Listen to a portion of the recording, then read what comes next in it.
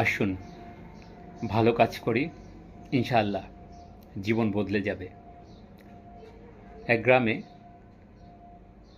রফিক নামে এক দরিদ্র কৃষক বাস করতেন। তার ছিল একটি গরু। গরুটির নাম রূপা, এবং এই গরুটি তথা রূপা ছিল তার একমাত্র বাঁচার অবলম্বন। রূপার দুধ বিক্রি করেই রফিক তার সংসার চালাতেন, এবং গরুটির প্রতি ছিল তার সন্তান সমতুল্য ভালোবাসা। একদিন রফিক শুনতে পেলেন পাশের গ্রামে একটি বড় মেলা বসবে, সেখানে দুধ বিক্রি করতে পারলে ভালো দাম পাওয়া যাবে। রফিক সিদ্ধান্ত নিল রূপার দুধ নিয়ে সে মেলায় যাবে। ভোরবেলা রূপার গায়ে আদর করে ভালোবাসার হাত বুলিয়ে সে রওনা দিল। পথিমধ্যেই যেতে যেতে রফিক এক বৃদ্ধের সাথে দেখা মিলল।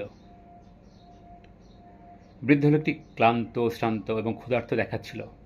রফিক তার কাছে গিয়ে জানতে চাইল, কি হয়েছে চাচা? বৃদ্ধ বলল, আমি 3 দিন ধরে বাবা কিছুই খাইনি, শরীরে কোনো শক্তি আর অবশিষ্ট নেই। রফিকের মনে খুব দয়া হলো। নিজের গরুর দুধ বিক্রির ইচ্ছা বাদ দিয়ে সে তার কলস ভেঙে দুধ বের করে বৃদ্ধকে খাওয়ালেন।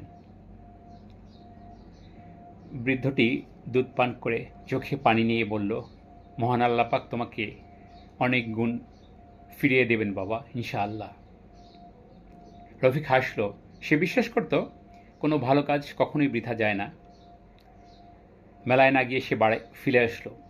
পথে ভাবছিল, আজ হয়তো লাভ হলো না, কিন্তু অন্তর তথা আত্মার শান্তির খোরাক হয়েছে। কয়েকদিন পর গ্রামের জমিদার তার এক লোক পাঠিয়েছেন। সে জানালো জমিদার সাহেব তার গরুর দেখভালের জন্য একজন বিশ্বস্ত মানুষ খুঁজছেন। রফিকের দয়া, সততা এবং কর্মনিষ্ঠা দেখে তাকে ডেকে পাঠিয়েছেন। রফিক সেখানে গেলেন এবং জমিদার তাকে স্বয়ং বললেন, তোমার মতো সৎ কর্মঠ ভালো লোক আমার চাই। তুমি আমার গোয়াল ঘরের দায়িত্ব নাও, তোমাকে আমি ভালো মজুরি দিব এবং জমির একাংশ তোমাকে দেয়া হবে চাষের জন্য। রফিক অবাক বিস্ময়ে তাকিয়ে রইলেন জমিদারের দিকে।